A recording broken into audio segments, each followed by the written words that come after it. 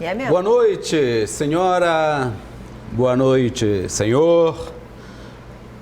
Meu companheiro de cena acabou de soprar no meu ouvido uma palavra: revolta. Nós, aqui no Maranhão, um dos estados mais antigos da nossa federação, e imediatamente a palavra revolta me remete ao Beckman, o velho fazendeiro Beckman, cuja revolta de Beckman a gente estuda até hoje nas nossas escolas. Em linhas gerais, o que foi a revolta de Beckman? É basicamente o quinto dos infernos. Oh, não, isso não é nome. De onde vem a expressão quinto dos infernos? Era uma percentagem, 20% de imposto que todo mundo tinha que pagar. Lá em Minas Gerais, e aqui que era produtor de açúcar, de algodão, pagava 20%. 20% é um quinto, o quinto dos infernos. E nesse momento que a gente ouve falar dos quatro cantos de aumento de imposto, aumento de alíquota de INSS, a criação de uma CPMF, o senhor e a senhora que são mais velhos se lembram desse inferno que era essa CPMF, que a gente pagava uma escola de uma criança e ia 0,25% de imposto em cima de qualquer cheque, de qualquer pagamento que se fazia. Ou seja, nós continuamos debaixo da mesma chibata que os trabalhadores de outrora, e debaixo do mesmo quinto dos infernos, que é este absurdo de imposto que se paga no Brasil, e sem retorno. Você pode pensar, na Suécia, na Dinamarca, se paga mais imposto que no Brasil. Se paga, mas não tem buraco nas estradas da Dinamarca, da Noruega, não tem miserável morrendo de frio debaixo de marquise.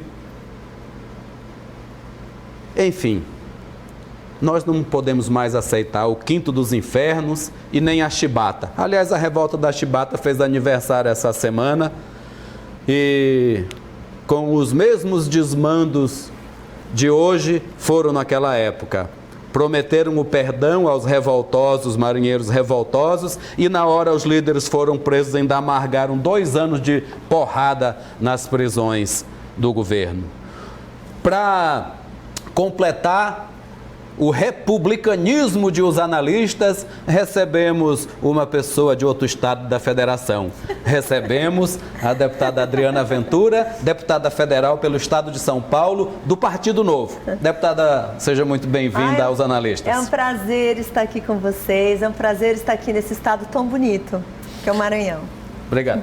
Pronto, revolta de Beckman, bem lembrado, né? Bem lembrado, parece que não foi nem combinado, eu só disse revolta. E coincidentemente, né, Geraldo, né, acho que a galera do Maranhão sabe, tem um empreendimento lá, é fanzine, eu escolhi justamente a Praça Manuel Beckman. E também a loja do Moto, né, que conseguimos também escolher lá na Praça Manuel Beckman, aquilo ali é um símbolo de resistência. Deixa eu falar só mais uma coisinha que eu esqueci. A Praça Manuel Beckman, gente, é onde tem a Casa Noturna de Natanael, a fanzine. A Praça Manuel Beckman é o antigo Largo da Forca.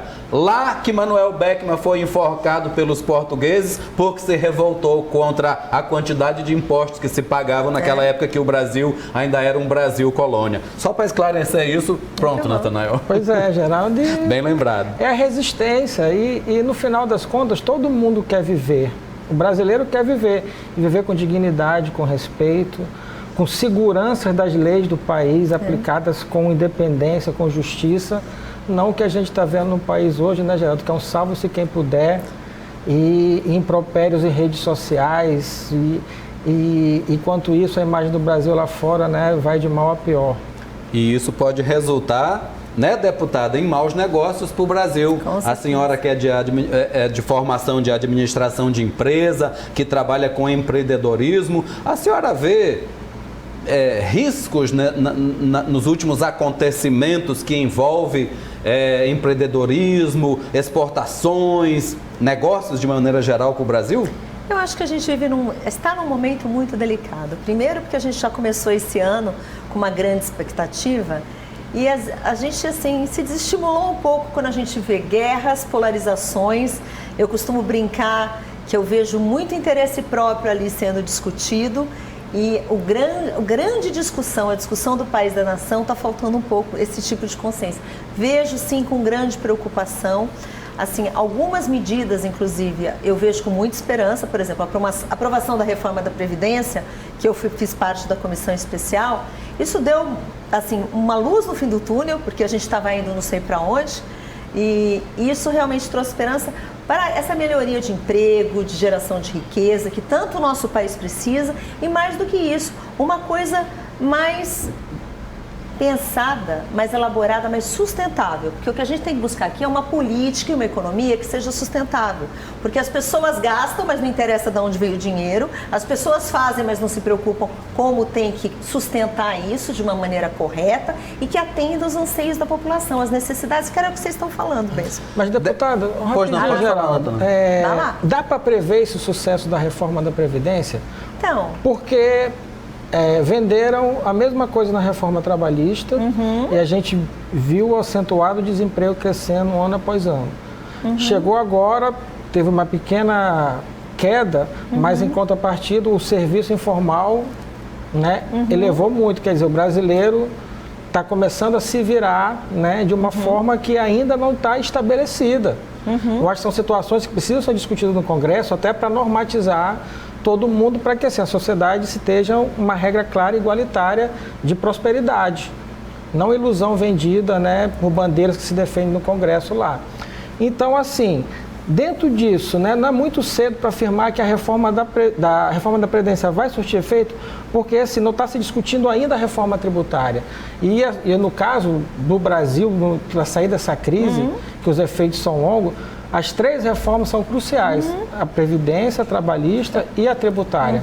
Então, assim, na minha avaliação, eu acho que não dá para definir ainda se a reforma da Previdência, ela vai de fato ser um benefício para o país.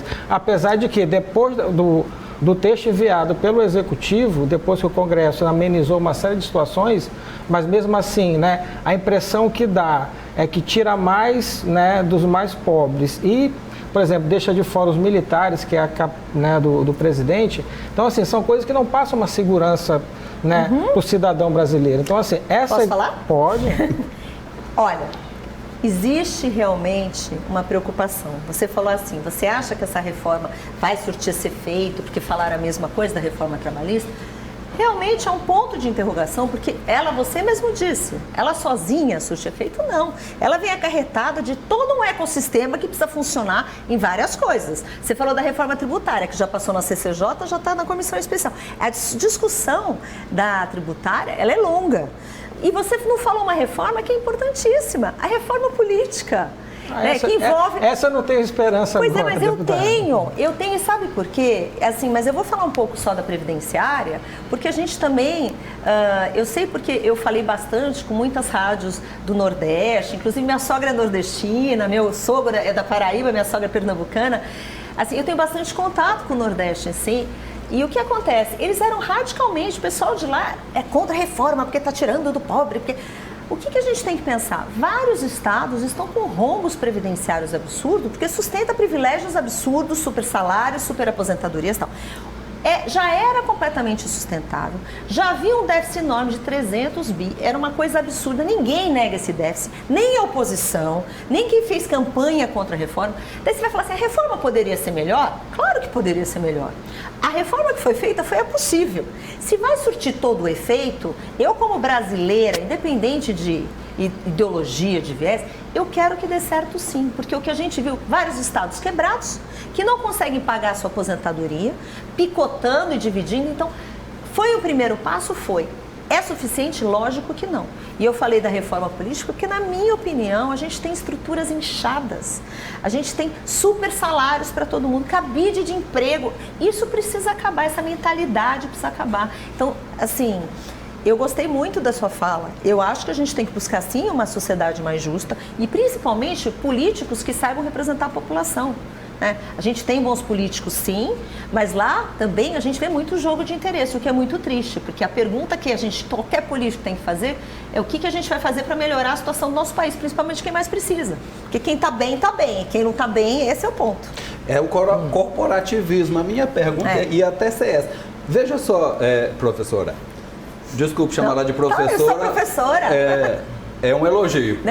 Para mim é super elogio. Veja só, nós temos o teto, né? Que é uma ilusão.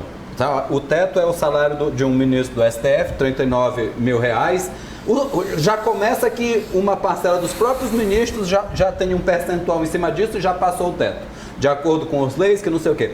Nós temos aqui um ex-governador que tinha 3 aposentadorias, depois de muita briga ficou com 2. Parece-me que dá R$90 mil as duas juntas. Uhum. E a filha dele, não precisa dizer o nome, né, de ninguém, também tem 2. De Senado, de governo, também é mais R$70 mil.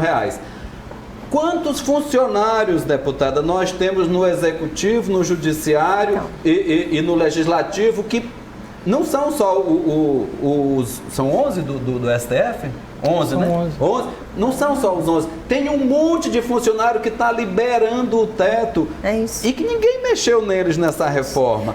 E, por exemplo, se o meu amigo Darcy, que é um executivo de uma multinacional, ou de um banco, ou de uma mega loja aqui, que ganhe R$39 mil e está lá, quando ele se aposentar, ele só vai poder ganhar 5.700 e pouco. Ou se ele pagou uma privada. Mas é outra coisa, os outros não pagam, os funcionários públicos. Essa injustiça não cabe na compreensão do brasileiro médio. Como lidar com isso? Então, essa revolta... E não tem, deputada, né? Não tem o ou. Né? Porque assim, o jogo tem que ser justo e igualitário para todo mundo. Olha, o corporativismo. Então, deixa eu falar uma coisa. Em relação ao corporativismo, essa revolta que vocês têm, que o cidadão brasileiro tem, eu também tenho. Porque a senhora também é da iniciativa privada, né? Eu sou da iniciativa privada, sou empreendedora, sou professora da iniciativa privada. Parlamentar. Eu abri mão de aposentadoria especial porque eu não acho justo. E o que acontece? Porque a partir do momento que a gente está criando uma classe aqui que pode isso e outra classe que não pode, o que a gente tem que fazer? Igualar. Eu respeito muito o trabalho de policiais e tudo mais. Eu sou professora, minha família inteira é professora, minha tia... Eu fui contra a aposentadoria especial para professor e para os policiais. Eu acho que eles têm que ser valorizados no trabalho em vida, não é na aposentadoria. Então... eu concordo inteiramente com você e causa uma revolta. Mas o corporativismo lá é muito grande. Isso existe mesmo. Por isso que eu falo, a gente precisa ter essa consciência de país. E isso é só através da educação, gente. É clichê isso, todo mundo fala, mas é a triste realidade. Hoje a realidade qual é? Tem muito político que se elege comprando voto. Sinto muito. Se um cidadão que tem o poder de colocar lá pessoas que o representam, vende seu voto por qualquer ninharia, realmente o buraco é mais embaixo. A gente precisa lutar contra isso. Foi? Foi. Tá. Eu vou aproveitar essa paradinha para pedir o nosso intervalo e voltamos já já. Botando o bloco na rua, de volta os analistas. Hoje recebemos a deputada federal do Partido Novo, Adriana Ventura, que é deputada pelo estado de São Paulo. Deputada, a senhora vê essa bronca, vamos falar uma língua mais popular, beleza, dessa relação lá dentro do seu estado, que é o estado mais industrializado, onde a iniciativa privada tem uma ação extremamente relevante com relação ao país, diferentemente de estados mais pobres, onde a aposentadoria muitas vezes sustenta um município, o Bolsa Família e a aposentadoria junta, às vezes, sustentam o município, justamente a aposentadoria rural, que vocês acertadamente conseguiram deixar de fora da reforma. A senhora vê essa bronca, digamos assim, dentro em relação aos privilégios do funcionário dos servidores? Pronto. Então, a grande bronca qual é? A gente sente que não há justiça, que não há a equidade, vamos falar assim. Porque na iniciativa privada, a gente consegue aceitar que quem trabalha mais ganhe mais, a gente consegue aceitar que tem pessoas que produzam mais, que ganhem. Mas o que a gente fica doido da vida. Às vezes, você está vendo uma pessoa que trabalha bem menos do que você, que tem um monte de regalia, que tem um monte de gratificação disso, ano licença daquilo. Você fala, gente, a gente paga isso. E o que a gente tem de serviço, porque quando você paga imposto, você falou bem no início, né? Quando você paga imposto, mas você vai lá, tudo funciona, a saúde funciona, a educação é de boa qualidade, Pronto. Você manda teu filho para a escola, sabe que ele vai chegar com segurança, sabe que vai... Tá tudo certo. Agora, quando você começa a sofrer o dia a dia, tanto o buraco na estrada, como todas essas mazelas, você fala, gente, o que é... E você vê uma classe que está em outro patamar, que parece que é inatingível, e que você vê que tem coisa errada ali, porque não está trabalhando para a população, né? Porque eu acho que a grande questão é que existe um abismo, foi criado um abismo entre quem deveria servir, que na verdade é servido e tem muito privilégio. Então a gente precisa realmente ter essa conversa, ter essa conscientização geral, para a gente passar isso a limpo, porque está injusto. Isso em São Paulo, o pessoal fica muito indignado. Isso lá já diminuiu bem, inclusive, sabe? A gente briga mais, os paulistanos assim estão indo para a rua direto, é uma coisa que está aumentando, porque por muito tempo a gente foi omisso. A gente, deixa para lá, a gente não adianta fazer nada, não vai mudar. Eu virei política por causa disso. Pois é, mas assim, deputada, Ele a senhora falou de bandeiras que se defendem, apropriação de discurso. Eu estava conversando até com o Darcy antes de começar o programa. A senhora falou da educação, só salva o país através da educação. Só. Então, assim, na educação, o governo atual já fez cortes aí desde o caminhando começo. para trás. E além dos cortes, pior são as agressões verbais contra a educação. Que isso incita quem pensa como ele a adotar o mesmo discurso em escolas. E isso leva ao confronto, onde a escola deve ser um lugar de aprendizagem. Pois bem, a esquerda, né, é a única que levanta a bandeira da educação. Discordo. Não, assim... É o que eu falo de apropriação de discurso. Eu não concordo também que a educação seja só um discurso da esquerda, mas a educação é um discurso geral, assim como a saúde, a segurança, como a família, que a extrema-direita agora tende a se apropriar da família e condenar todo o resto. Então, assim, eu não vi essa preocupação ainda unificada, né, de todos os partidos em torno da educação, porque assim, a educação está sofrendo ataques, né, bolsa de pesquisas canceladas, uma série de coisas, e eu vejo, né, o presidente, o ministro da Educação, falando abertamente que é só através da educação vai salvar o país, né, e na prática, né, se cancelando uma série de coisas, e eu não vejo uma mobilização geral em torno disso. Eu vi uma mobilização através da reforma da Previdência, que entrou numa pauta política importante para o país, e está muita gente querendo holofote, todo mundo defendendo sua bandeira de um lado e outro, e se deixou praticamente todo o resto ali de lado. E assim, enquanto isso, houveram seríssimos cortes na educação. E não vi essa bandeira total, nem da esquerda propriamente dita, já só os galera mais ali da esquerda, mais raiz ali, e o resto ali meio que apoia e tal, mas não tem um discurso unificado. Por quê, deputada? Tem uma mobilização lá no Congresso? Tem. Na verdade, a Comissão da Educação, porque essas grandes discussões, então tudo que você falou, tem muita coisa que acontece que são atos políticos. E mesmo algumas rebeliões que acontecem, é muito mais um ato político do que um ato em prol da educação. O que eu realmente concordo inteiramente com a sua fala é quando você fala assim, se educação é a base que vai, independente de qualquer coisa, que vai levar, todos deveriam se unir em torno de um objetivo comum. Ali não tem diferença, não tem direita, não tem esquerda, não tem super direita nem super esquerda. Mas o que está acontecendo? Com essa polarização, muitas vezes a gente perde esse sentido. Na Comissão da Educação propriamente dita, que eu sou suplente na Comissão de Educação, o titular é outra pessoa do partido, porque eu estou na Comissão de Seguridade Social e Saúde e Família. Lá tem muita discussão acerca disso, tem muita preocupação, mas realmente o foco agora estão nas reformas. E você falou bastante de corte de educação e contingenciamento. O fato é o seguinte, não tem dinheiro, o dinheiro secou. Quando jorra dinheiro e as coisas não são cortadas, é o que eu estou falando, a gente está vivendo num período que é muito mais difícil e tudo é potencializado porque não existe dinheiro. Então as coisas têm que cortar. Agora a pergunta é, e agora eu entro num outro assunto. Só no corte, não cortaram privilégios. Quando se viaja essa é a minha revolta. Para uma reunião do G20 com 2 aviões, Geraldo. Não, não vou nem falar de cocaína. E o filho do presidente, agora deixando a cocaína para daqui a pouco, Não é para o intervalo, é o assunto para depois. Aumento de cartão de crédito. Não, quanto foi? Aumento de viagem de deputados. Do Eduardo Bolsonaro, que foi encontrar com o Trump, 11 mil dólares uma parada lá. E todos os deputados, de modo geral, ninguém cortou privilégio. E a não ser o Partido Novo. O Partido Novo, de fato, houve um corte. Mas não há uma mobilização. É discutido isso, É deputado? discutido, sim. E eu queria... Assim, essa revolta muita gente também lá dentro. A questão é que existe, o que não teve ainda é uma conversa, falar assim, escuta, prioridade aqui. A minha grande revolta, por exemplo, eu sou política nova, eu não sabia como funcionava, ainda não sei como funciona muita coisa, mas, por exemplo, quando eu chego num plenário, onde estão discutindo urgências que não são urgentes, isso é uma grande revolta que eu tenho. Por quê? Porque urgente para mim é fome, é educação, é saúde, é gente que não tem casa para morar, é criança dormindo em cima de esgoto. É isso que o plenário devia discutir. E ficam horas discutindo, gente, o que de urgente não tem nada. Então, o que revolta? Eu costumo chamar lá que é o reino da Umbigolândia. Lá tem muitos políticos que são sérios, que querem o bem do Brasil. Mas, realmente, e independente de ser novo, de ter entrado agora, tem políticos que pensam no coletivo.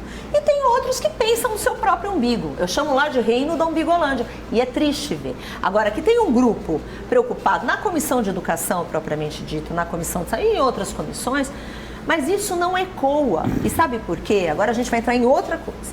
A discussão de prioridades, ela é feita entre líderes e outras coisas. Quem define o que é urgente não são os deputados que estão ali discutindo. Quem define quem é urgente são os líderes dos partidos naquela reunião que eles fazem semanal do que vai ser pautado. E esta é a realidade. Então, enquanto realmente não tiver uma conscientização e todos os parlamentares se mobilizarem para ver o que a gente vai fazer com as nossas crianças, com a educação do nosso país, com a nossa saúde, é muito difícil mudar. Tem hora que a gente fala que adianta as formiguinhas brigarem com elefantes. É desestimulante, é tudo, mas estamos lá brigando e a gente tem que acreditar. Deputada, 8 deputados do Novo, todos abriram mão dos privilégios? Tudo. Certo, sobram, deixa eu ver, são 513, não, né? Não, outros abriram. Eu gosto de ser justa, até porque, o Regufe a gente tem uma turminha. Foi né? O Regufe é senador. Mas que foi um dos que abriu mão, parece que ele só tem 3 assessores. Então, eu lembrei dele que eu acho que existe uma preocupação agora, e tem deputados anteriores que já faziam isso, só para ser justo, assim. No Novo é regra, a gente entra lá, a gente abre mão de tudo. Então eu, por exemplo, eu não tenho nem apartamento funcional, eu alugo um apartamento e pago do meu bolso. Mas a pergunta, deputada, é a seguinte, eu ia só lembrar isso, que os deputados do Novo, por estatuto, eles já abrem mão disso.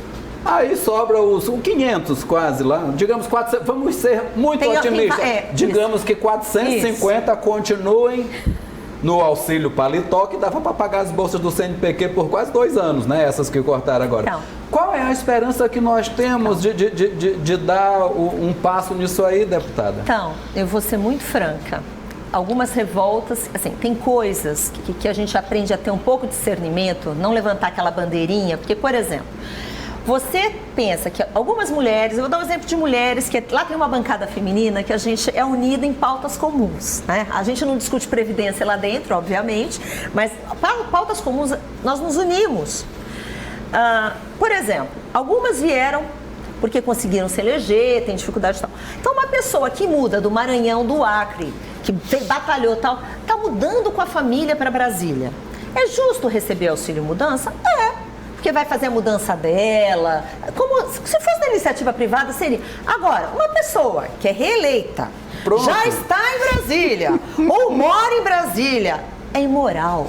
Pode ser legal, mas assim, não tem justificativa. Mesmo que tenha que comer gente, né, deputada? Eu não estou falando de A, não estou falando de B, mas é uma coisa que as pessoas precisam parar para pensar. Qual é o sentido de receber um auxílio mudança se eu não estou mudando? E outro no final do mandato. Quais pessoas, deputada, pararem para pensar? Porque as pessoas aqui pensam nisso. E essas pessoas lá, esses alguns pararam, alguns inclusive pegaram para doar para a entidade. Que assim, tem gente que questiona. Alguns receberam e tá tudo certo. Por quê? Porque é cultural. É assim, é muito triste isso. Mas, enquanto a população não se rebelar quanto a isso, porque eu tenho vários amigos de outros países, vocês falaram que vocês... O pessoal fala assim, se fosse no meu país, a gente já estava quebrando tudo. Porque o brasileiro precisa aprender a exercer esse protagonismo e essa cidadania. Dá para vocês se juntarem e gastar um pouco daquele dinheiro que tem lá para fazer campanhas e fazer uma campanha contra os colegas lá, dizendo, botar o nome de quem recebeu essas coisas, que está lá no 7º, 8º mandato e pegando esse dinheiro? Então, mas deixa eu falar... Porque tem uma boa verba lá. Porque assim, vamos ser justos, o auxílio moradia devia ser 1 mês, Geraldo, ou 2 meses, porque é o seguinte... Mas é isso que ela estava falando. Você vai, passa no concurso público e você vai ganhar 5 mil por mês em Brasília. Não tem isso aí, não? Não, o que seja, 7 mil por mês um salário em Brasília. Tá. Você passa no concurso, vai para lá. Você não vai ter... Não tem auxílio moradia nenhum. Né? Você foi, né? Você escolheu fazer o concurso em Brasília para trabalhar em Brasília. O deputado escolheu ser deputado federal para trabalhar em Brasília. Então, assim, além disso, a gente tem que pagar conta disso. Gente, mas espera aí. E o próprio assessor do parlamentar é contratado, Geraldo, e não recebe o mesmo auxílio moradia para dar para o pobre do assessor que se muda lá para Brasília. Espera um instantinho só. Não é assim. Um deputado federal, ele tem duas cotas. Tem aquela cota de verba de gabinete de R$111 mil, que ele pode dividir pelos assessores. Tem uma cota a ser gasto com passagens aéreas e viagens e tal, porque o deputado federal tem que trabalhar na sua base. Tem muita gente que fala assim, ai, que absurdo, o que você está fazendo em São Paulo nas segundas e sextas? Eu tenho que estar na minha base, porque se uma pessoa, se um paulista precisar de ajuda em alguma coisa, eu tenho uma base em São Paulo. Então, lá... Quando tem sessão? Terça, quarta e quinta. Isso não quer dizer que o deputado só trabalha terça, quarta e quinta. Eu falava isso. Isso é compreensível. Mas onde é que eu quero chegar? Vamos lá. Eu não veria... Se você falasse assim, qual que é o problema? Os apartamentos funcionais de Brasília são enormes. Eu brinco, parece latifúndio. São enormes.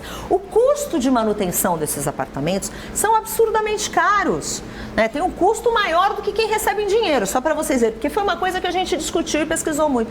Agora, se você falasse assim, se tivesse como se fosse um hotel com pequenos flats, para o deputado ir lá e tal, eu acho que seria super funcional. A questão é esse exagero. A questão é uma esbórnia com dinheiro público. E olha só, e tem muita coisa muito pior que isso. Eu quero chegar, é que a gente coloca muito foco, mas se o deputado trabalhar pelo estado dele e tal, não sei o quê, o problema é o exagero, o problema é o que vem depois, o problema é achar que a população não vê resultado, não se sente representada e está pagando uma conta. Esse é o ponto. Assim, deputado... Vamos fazer uma paradinha, senão vai entrar muito. A gente faz mais uma paradinha e volta já já.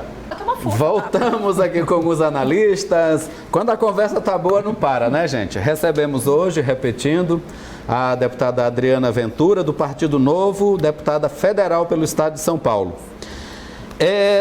Deputada, nós, depois de muito tempo, a última foi a Rosiana Sarney, né, Natanael? Nós conseguimos eleger uma mulher para o Senado, que é a senadora Elisiane Gama, sim, que antes disso era colega sua na Câmara Federal. Em compensação, elegemos 18 deputados homens e nenhuma mulher. A senhora acha que isso é significativo nesse momento ou é uma coincidência? Não. Lá em São Paulo ficou bem distribuído? Olha, vocês sabem que as mulheres são pouco representadas lá na Câmara dos Deputados. Então, até a última legislatura, eram 10% somente. Então, de 513 deputados, nós tínhamos aqui 50 e poucas mulheres. Agora, aumentou para 15. Então, nós somos, no meio de 513, nós temos 77 deputadas. É muito pouco, muito pouco. E quando eu falo que é muito pouco, não é cota, não estou falando de mimimi, não estou falando de cota, eu estou falando de representatividade. A mulher, 52% da população, tem pautas femininas que são discutidas por homem. Então, assim, existe, da mesma maneira que pautas masculinas, precisa ter justamente os dois ali. E eu realmente, 3 estados não elegeram mulheres. Isso. A minha visita para o Maranhão... Sergipe tem mais um. Amazonas. Então... Amazonas. E realmente é uma coisa que é uma estranheza, porque ainda mais a gente sabe, conhece o Maranhão, porque tem mulheres muito fortes aqui. E fala assim, mas por que isso acontece, principalmente Por que elas não se interessam pela política? Por que não foram eleitas pensando que 30% do fundo eleitoral é destinado para as mulheres, né, o recurso público? E assim, Maranhão precisa ter mulher ali, pelo amor de Deus. Mas elas se interessam, deputado. Eu acho, veja só, as mulheres que conseguiram, é lógico, eu não estou dizendo aqui que não tem problema. Tem problema, as mulheres no mesmo cargo ainda ganham às vezes até 20% a menos. Mas de uma maneira geral, as mulheres estão ocupando os espaços. Mas na política não. Se a gente for fazer um comparativo de executivas, o de representantes nas assembleias, de maneira geral, é menor. Não acompanha. Por quê? Porque aqui a política ela é muito mal vista. Eu, por exemplo, eu tinha nojo de política. Então, quando todos esses escândalos... Eu tenho nojo de política, mas hoje eu consigo enxergar claramente que a única maneira de mudar alguma coisa é a gente estando na política. Este é o problema. Porque eu, com os escândalos todos de corrupção e Lava Jato, aquela coisa, eu desligava a TV, eu não via jornal, a vontade que tinha sair correndo daqui. Porque eu falava assim, essa minoria não me representa. Quando a gente percebe que eles estão ali porque a gente não quer ocupar esses espaços, porque se a gente não vai, alguém vai. E quando a gente não se sente representado, a gente tem que ir. Então, esse é o grande ponto. E como lá é um lugar que, no nosso imaginário, né, e também muitas vezes na realidade, é um ambiente hostil, é um ambiente mais masculino, é um ambiente de corrupção, onde tem gente que está preocupado com o próprio umbigo e não está preocupado com o bem coletivo, onde pessoas tentam tirar vantagens muitas vezes. Também tem muita gente boa. O lobby é um inferno. O lobby é um inferno, mas assim... A gente, inclusive, precisa dar transparência para esse lobby, porque ele existe, então... Mas onde é que a gente quer chegar?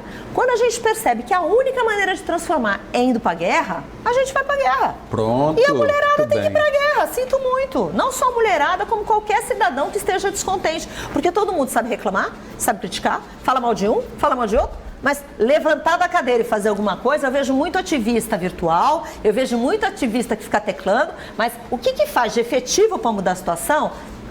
É uma pergunta que a gente tem que se fazer. Antes de partir para o bloqueio e compartilha, Natanael, deixa eu perguntar uma coisa mais pessoal, deputada.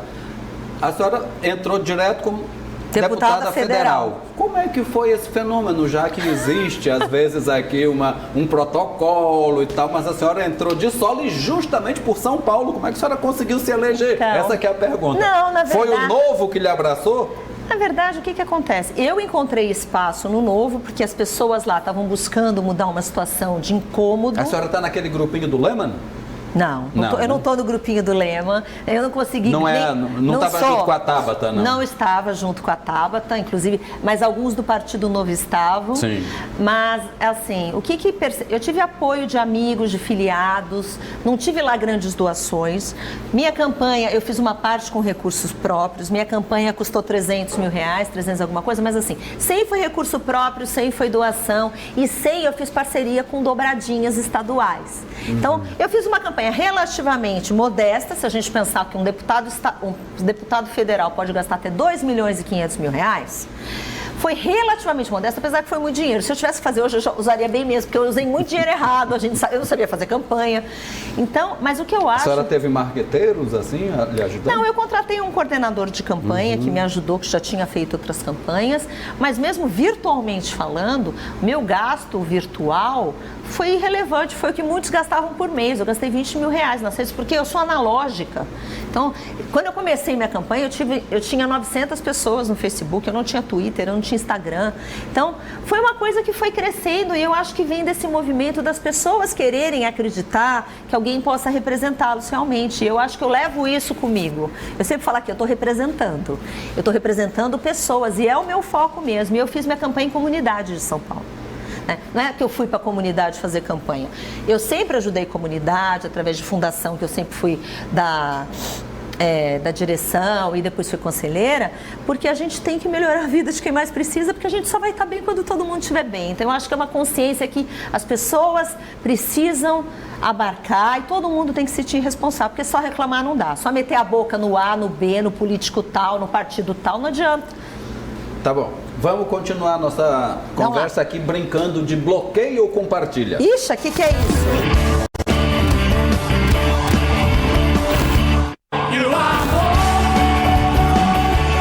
A senhora começou como analógica, mas já entrou nas redes sociais, né? Agora eu tô esperta. Então a senhora já aprendeu lá que nas redes sociais você pode bloquear ou compartilhar as pessoas. A brincadeira aqui é essa, legal. né? Eu sei que a senhora não é da... Eu e Natanael ainda somos da época do Flávio Cavalcante, do tira o chapéu pra fulano, mas enfim, é por aí. Tá bom. Vamos ver. Deixa eu botar umas pessoas aqui. Bota o primeiro. Tá, começando logo com o governador Flávio Dino, que talvez a senhora já tenha ouvido falar. A senhora bloqueia ou compartilha? Fica à vontade, deputada. Eu acho que eu bloqueio. O que lhe desagrada no governador Flávio Dino? Absolutamente nada que eu não conheço. Como eu não conheço, assim, as pessoas que eu não conheço, então, você bloquearia ou compartilharia? Eu compartilharia. Ah, ele é bom?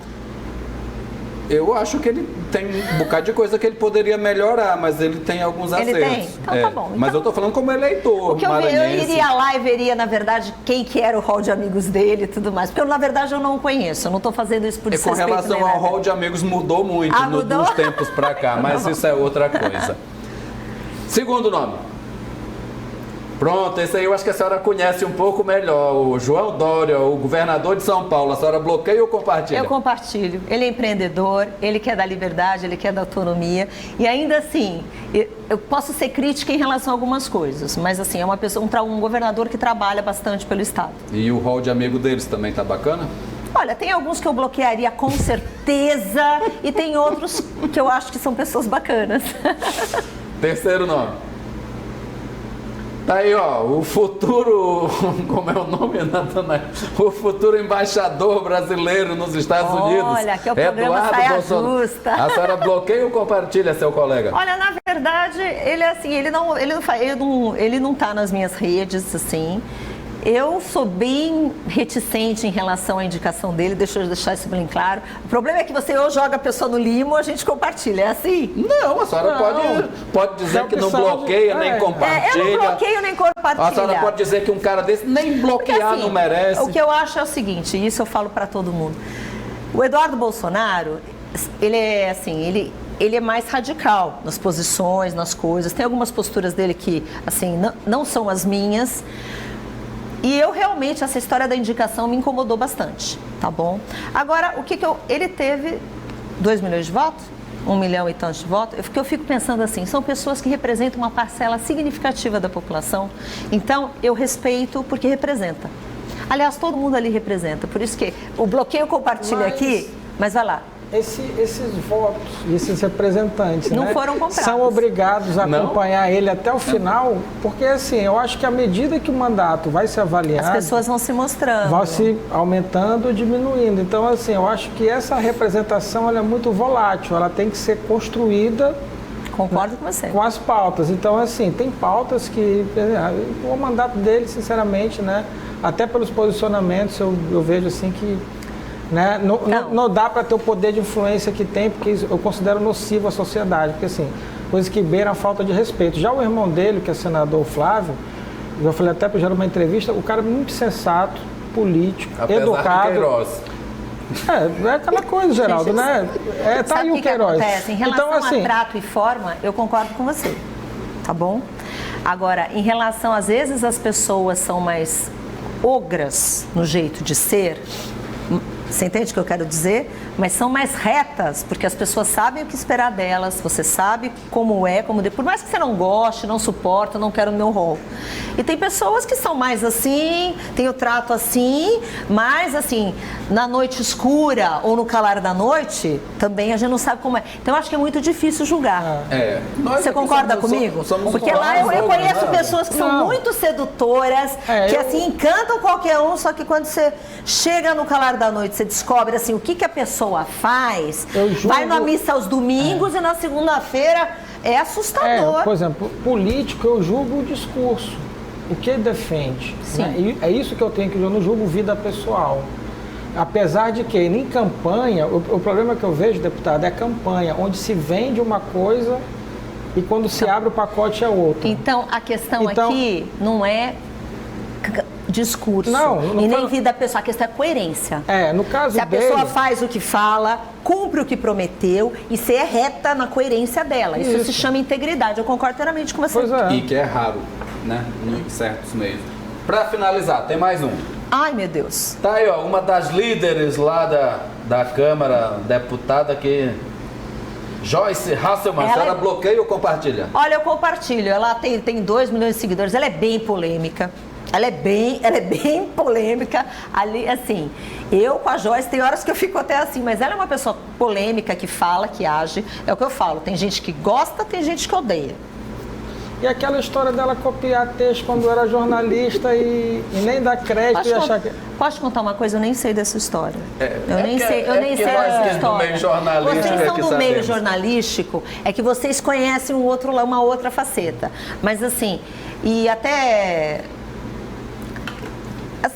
Existe uma grande dificuldade, às vezes, da gente realmente enxergar um pouco além daquela máscara política. Né? Isso é uma grande verdade. Às vezes, ali a gente tem boas descobertas de pessoas que chegam para você e parece que tem os mesmos valores que você e quer fazer. Agora, tem pessoas que são para fora, a gente não sabe. E fica difícil julgar. O que eu vejo, o problema, deputada, é justamente assim, o discurso, né? Porque assim... Se prega uma coisa... Tem que fazer aquilo. Tem que fazer aquilo, né? Então, assim, quando se assume determinadas posições, por exemplo, eu entendo que quem é líder do governo é porque tem uma afinidade ali, tem um trânsito maior, capaz até de tentar convencer os colegas da casa que aquilo ali é uma boa pauta, uma boa medida. Então, assim, tem acesso à informação, tem acesso a tudo. Então, assim, por isso são escolhidos líderes. Mas quando vem as coisas, assim, os argumentos que não condizem com a realidade, né? E assim, é uma defesa, por exemplo, o caso do INPE, na discussão das queimadas todas, não há o que o governo discutir, de veracidade ou não, se o governo descredenciou o INPE, o Instituto Brasileiro. Ele já descredenciou a Fundação Getúlio Vargas, que é outra fonte de grandes pesquisas? Aí a deputada Joyce Hasselmann, então, né, vem defender o governo baseado nisso. Quer dizer, cadê a soberania nacional que se tanto defende, se tira uma coisa e quer contratar uma empresa particular para fazer? Porque os dados não são de acordo... Assim, vamos só pensar num contexto, porque eu não estou aqui para defender governo, eu não estou aqui não, nesse bate-papo. Era só as pessoas que estavam... Mas uma coisa é fato. O que se aponta muito o dedo hoje, porque o que a gente está vendo dentro dessa polarização, tudo potencializa de uma maneira absurda.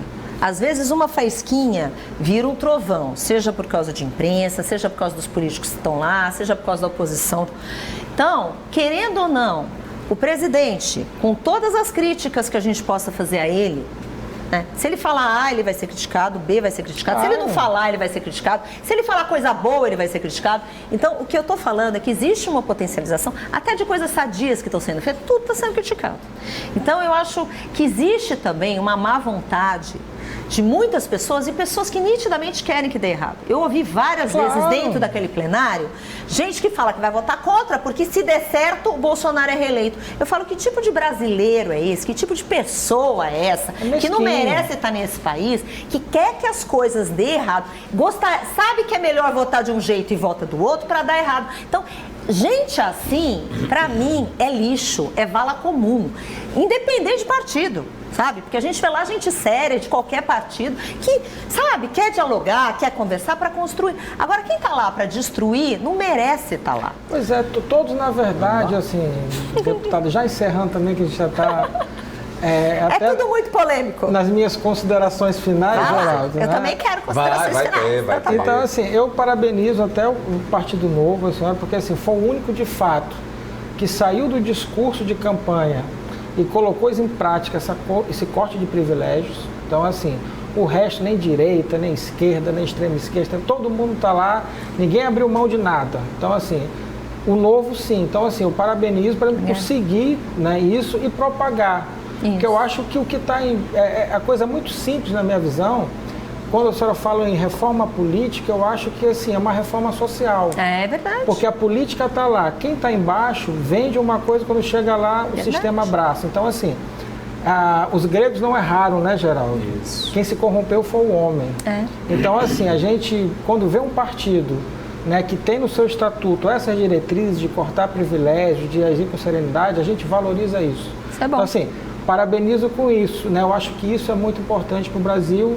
Agora, com relação a toda essa apropriação, que eu sou extremamente contra a apropriação de discurso, seja da direita, da esquerda, a família não pertence só à direita, os pobres não pertencem só à esquerda, são pautas que devem ser... As pautas LGBT não são da Isso, esquerda, entendeu? E esses absurdos todos. É coisa da sociedade que precisa, acho que esse deve ser um pensamento, Também né? acho. Não se apropriar de nenhum discurso e todos trabalhar em prol de uma sociedade mais justa e igualitária, porque aí todo mundo tem igualdade de oportunidade.